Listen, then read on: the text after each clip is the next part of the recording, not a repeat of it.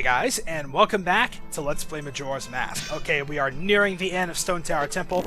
Crystal switch across from us here, which we can shoot with an arrow if we want, or you can avoid the spike trap and hit it with your sword. I don't really know why you would want to do that when you can just shoot it, but whatever, that's fine.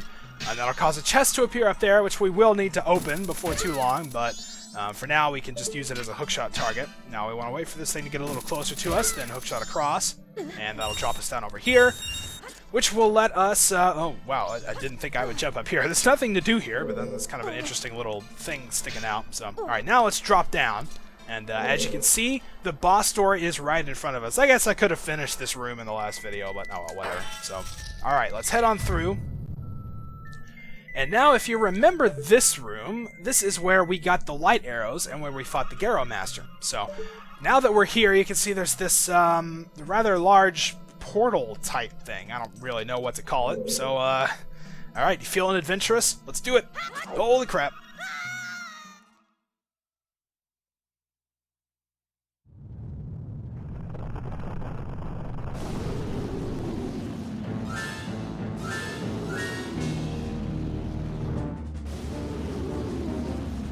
This is the giant masked insect, or insects, really, I think, because I see two anyway. But this is Twin Mold that we're going to be fighting here in Stone Tower Temple.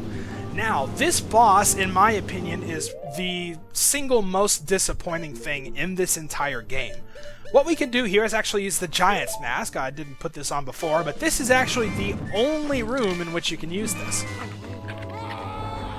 So we put it on, as you can see, judging by the name, it's going to make Link pretty massive here.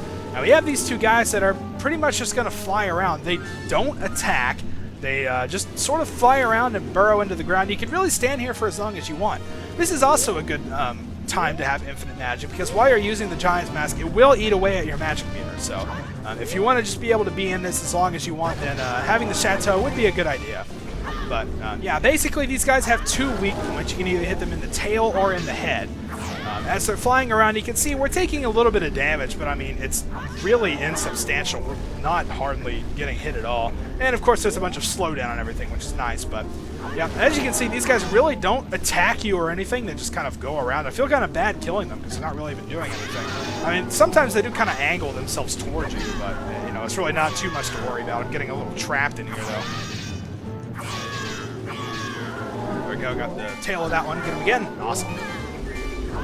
So, yeah, pretty much all you do is just run around and hit these guys either in the tail or in the head, whichever one seems to be closest to you at the time. Got a nice shot at his face right there. If you want, you can try focusing on one at a time, but it really doesn't matter that much, I don't think. So, yeah, if you pretty much just keep hitting them, you can always tell when you hit them because they make noises. And there we go. We hit that one enough. And it dies in a very similar way to the way that Volvagia died in Ocarina of Time. They sort of slink around and then, you know, sort of disintegrate from the tail up. That's kind of interesting. And then the head even falls down and everything. Alright, so that takes care of one of them. Now all that's left to do is to find the other one. Also, make sure not to venture too far away from this little center area here. If you do, you'll actually sort of get pulled into sort of like a like quicksand, I suppose. Yeah, I'm telling you, I just can't hit this guy for some reason. Yeah, you'll get pulled into, like, quicksand. It's sent all the way back to the start of the, I think all the way to the start of the dungeon, but, yeah, so you don't want to do that, but either way, pound on these guys enough, they'll both die, and we have beaten Twin Mold.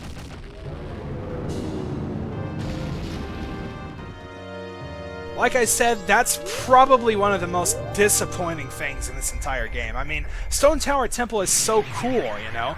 I mean, it's a small dungeon, but the way they do it, I mean, you could be in there for forever trying to find your way around. It's such a neat place. You're expecting this awesome boss, you know. Maybe we could utilize the flipping thing, you know, go around and fight him upside down or something, but nope, it's just a bunch of worms sort of, you know, going around minding their own business, really. So, kind of disappointing, but anyway, let's step in here and grab Twin Mold's remains. You have just freed the innocent spirit that this dark mask kept in prison within the body of evil Twin Mold.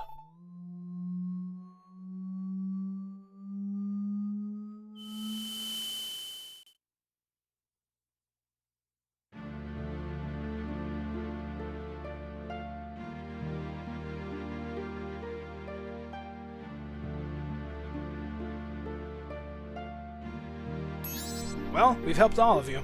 That's all we can do.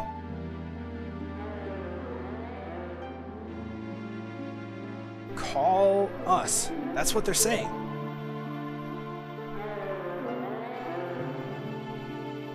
Without being told, we understand. So now you'll help us out in exchange.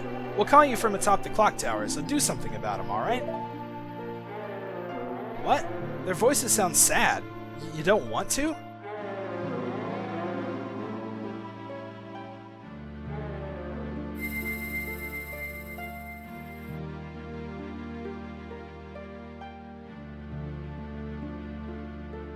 Forgive your friend. Forgive our friend? What do you mean by forgive? Huh? What friend?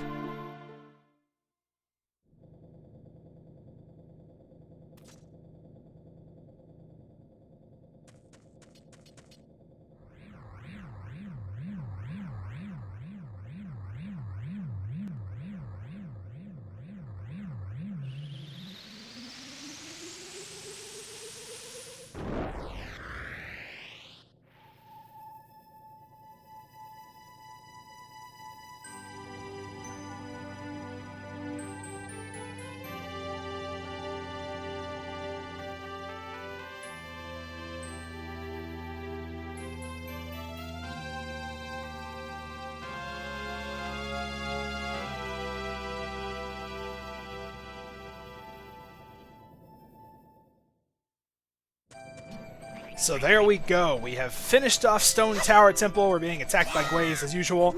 And we've saved Ikana Kingdom here, or Ikana Canyon, or whatever you want to call it. Not really too much is different. I mean, it's still a dark, barren place and everything. But I guess sort of what happened was we like removed the evil or whatever from it. So, yeah, I guess that's cool. I'll buy that. But anyway, there's still the matter of a few stray fairies that we need to actually grab in Stone Tower Temple. So we're going to make our way back there. Song of Soaring is obviously the quickest way to go. So let's get back up top to Stone Tower, and we're going to head back inside for a little bit.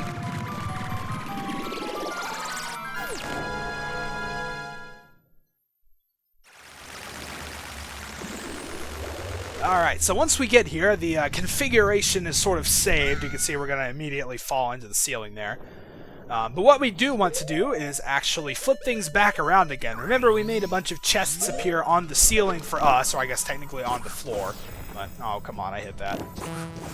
Oh, seriously? There we go. You gotta be right on, I'm telling you.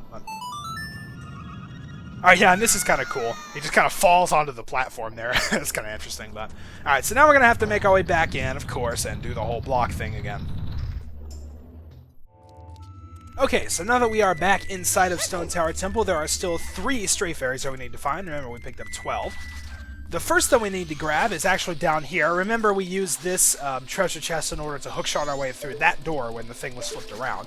Well, now we're going to actually need to jump down here and open it.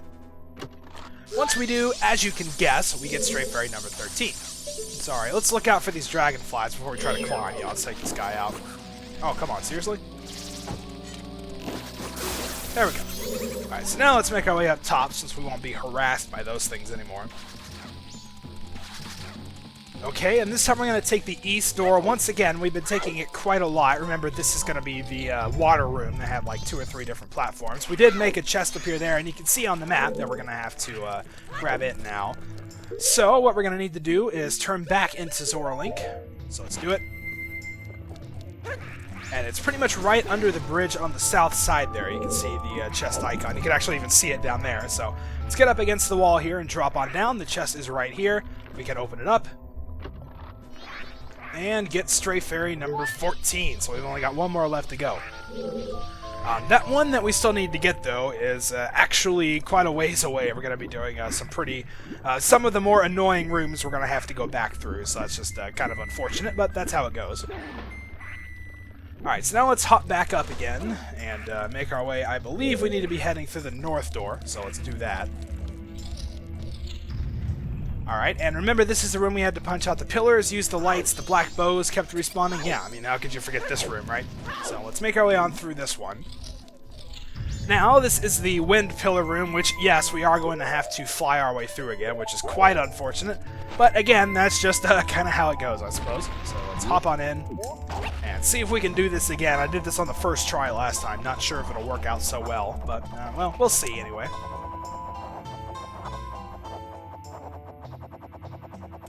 Alright, yeah, see, I took that way too wide. I would not have had enough. So let's go back and catch the drift again, and now head on through the inside. Alright, we should make it. Looks like we're good. Yep, we are. Awesome. So we make our way across, and then now through this door. And remember this room, this is the Garo Master room, and also the room where we fought Twin Mold, or at least where we entered the arena for Twin Mold. Okay, now in here, this is where we're going to pick up the last chest. So let's drop on down. You can see it on the map even. It's right next to the south side. So all we got to do is drop down here and open it. Once we do, there it is. We found all the stray fairies. So that is pretty much it for stray fairy collecting. We're not going to have to worry about that anymore since we finished all 4 of the temples and grabbed them all.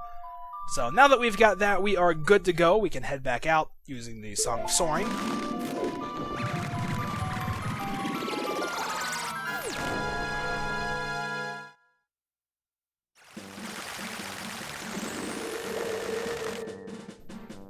Alright, so now we're back outside of Iconic Canyon. So now, of course, since we've grabbed all 15 stray fairies, there's still the matter of taking them to the stray fairy, well, I guess the Great Fairy Fountain, not the Stray Fairy Fountain. I didn't point out exactly where it was before, but it's actually in this little hut here. It's kind of a strange place for it to be, if you ask me, but yeah, here it is, the Fairies Fountain. So let's head on in and reunite all of the lost fairies.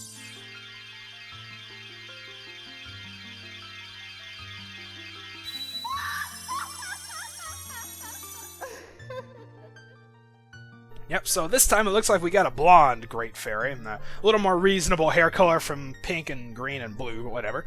Oh, compassionate young one, I am the Great Fairy of Kindness. Thank you for returning my broken and shattered body to normal. As thanks, I grant you the fairy's sword. Yeah, that's right, we actually get a new sword from this fairy. I set it to C to use it, though. It's a little bit different. With black roses etched into it, the Great Fairy's sword is the most powerful of all blades. Of course, because, you know, if you etch black roses into a sword, that automatically makes it the most powerful sword. So, yeah, just keep that in mind if you ever go into blacksmithing. But come see me whenever you are overcome by weariness.